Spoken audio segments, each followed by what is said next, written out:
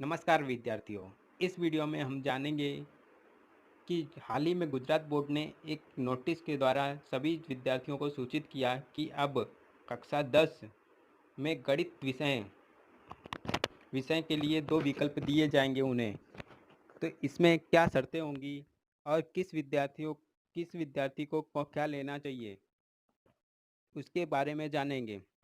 पूरी जानकारी के लिए आप हमारे साथ वीडियो में बने रहें और इसे अंत तक देखें। ठीक है, आप जैसा स्क्रीन पे देख सकते हैं कि एक उन्होंने नोटिस जारी की थी 14 तारीख को। ठीक है, 14 तारीख को एक नोटिस जारी जारी की जिसमें उन्होंने बताया कि कैसे क्या उन्होंने चेंजेस किए हैं। ठीक है, इसमें हम देख सकते हैं कि उन्होंने यही किया है राष्ट्रीय शिक्षा नीति 2020 के आधार पर, जिसमें उन्होंने कक्षा 10 में पढ़ने वाले छात्र के लिए गणित की गणित की बोर्ड एग्जाम में गणित के पेपर दो दो विभाग में विकल्प दिए गणित के पेपर के लिए। ठीक है, और यह जो है वो 2021-22 के छात्रों पर लागू होगा। मतलब जो अब जो सत्र चालू हुआ है उन सभी विद्यार्थियों पे ये चीज़ लागू होगी तथा कक्षा 10 के विषय की पुस्तक यथावत रहेगी। कई विद्यार्थियों को डाउट था कि क्या बुक चेंज होगी, तो नहीं, बुक नहीं चेंज होगी, बुक यही रहेगी, इसमें कोई चेंज नहीं आएगा। और शैक्षणिक व्यवस्था है जो स्कूल की, उसमें भी कोई बदलाव नहीं किया जाएगा। मतलब जो आपकी फर्स्ट एग्ज़ाम सेकेंड एग्ज़ाम होगी उसमें कोई बदलाव नहीं किया जाएगा, क्लास भी सबके साथ होंगे।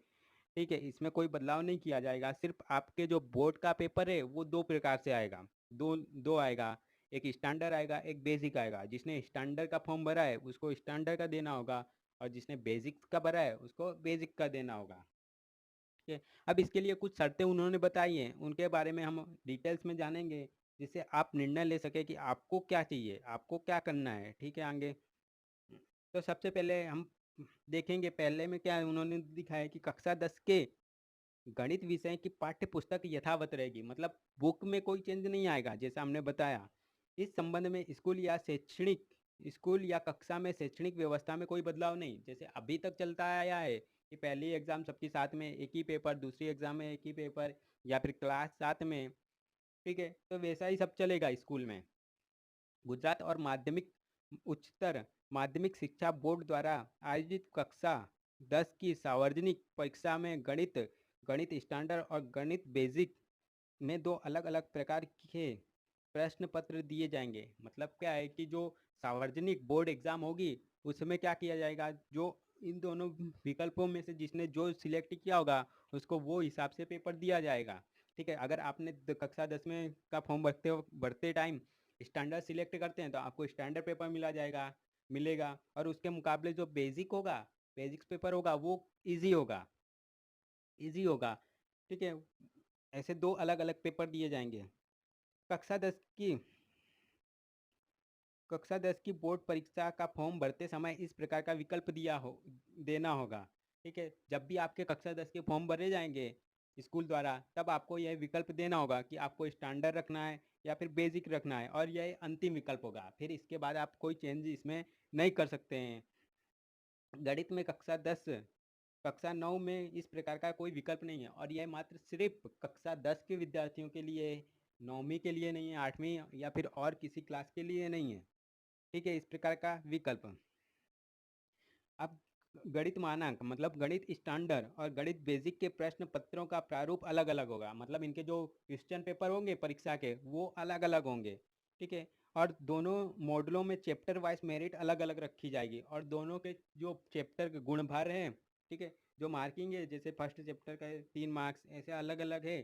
ठीक है, उनका गुण भार अलग अलग होगा, अलग अलग रखा जाएगा। बेसिक का अलग और स्टैंडर्ड का अलग। इनका ब्लूप्रिंट भी अलग होगा। ठीक है, अब पांचवा क्या दिया है कि कक्षा 10 में अगर स्टैंडर्ड गणित पास करने वाला छात्र 11वीं कक्षा में साइंस स्ट्रीम या सामान्य स्ट्रीम में प्रवेश ले सकेगा। मतलब अगर आप कक्षा 10 की स्टैंडर्ड गणित की परीक्षा लेकर कक्षा 10 में अच्छे मार्क्स स्कोर करते हैं तो अब आपका एडमिशन साइंस स्ट्रीम में होगा या फिर सामान्य स्ट्रीम में ले सकते हैं। अगर साइंस स्ट्रीम में लेना है आपको स्टैंडर्ड मैथ्स से ही पास करना पड़ेगा कक्षा 10वीं। अगर आपको साइंस फील्ड में आगे करियर बनाना हो as a doctor, as a engineer, as a scientist, तो आपको गणित स्टैंडर्ड लेकर कक्षा 10 पास करना पड़ेगा।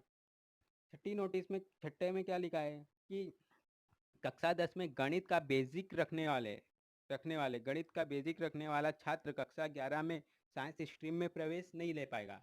अगर अगर आप बेसिक लेकर पास करते हैं कक्षा 10 को, तो आप साइंस स्ट्रीम में प्रवेश नहीं ले पाएंगे। अब ऐसे क्या दिया है कि कक्षा 10 में गणित बेसिक में उत्तीर्ण छात्र यदि कक्षा 11 में साइंस स्ट्रीम में जाना चाहता है तो उसे जुलाई माह की में पूरक परीक्षा के दौरान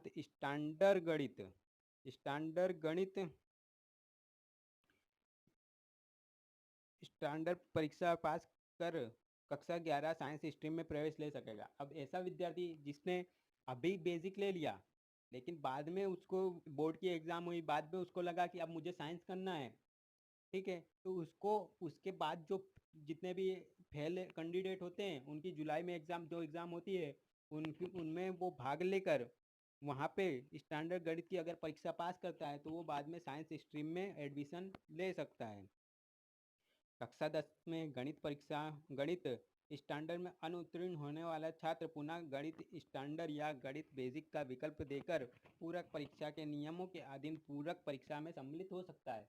मतलब क्या है कि अभी जिसने गणित स्टैंडर्ड लेकर भर दिया, बोर्ड की एग्ज़ाम हुई, बाद में पता चला कि फेल हो गए, तो वो उसके लिए विकल्प रहता है कि उसके बाद जो भी जुलाई में एग्ज़ाम होगी उसमें वो स्टैंडर्ड या बेसिक दोनों में से कोई एक विकल्प लेकर फिर से परीक्षा दे सकता है। नौमा क्या दिया है उन्होंने कि स्कूल स्तर पर प्राध्यापकों के साथ शिक्षकों को भी इस बारे में छात्रों के साथ साथ अभिभावकों को भी पूरी जानकारी की समझ देनी होती है। मतलब ये भी जो है उनको छात्रों को, जितने भी शिक्षक हैं उनको छात्रों को तो देनी ही है, साथ साथ में उनके जितने भी पेरेंट्स हैं, उनके पेरेंट्स हैं जो भी, उनको भी ये समझ देनी है कि उनको क्या करना चाहिए ऐसा। इसके साथ साथ ही छात्रों के साथ साथ माता पिता द्वारा भी चुने गए विकल्प के बारे में लिखित सहमति लेनी होती है, ठीक है, होती है। मतलब जो भी छात्र है उसने क्या सिलेक्ट किया है, बेसिक या स्टैंडर्ड, उसकी लिखित सहमति उनको माता पिता जो भी गार्जियंस हैं उनसे उनको लेनी पड़ेगी। आई होप आप सब समझ गए होंगे। Thank you. अगर वीडियो अच्छा लगता है तो लाइक करें, सब्सक्राइब करें और शेयर करें सभी कक्षा 10 के दोस्तों को। Good day, good bye.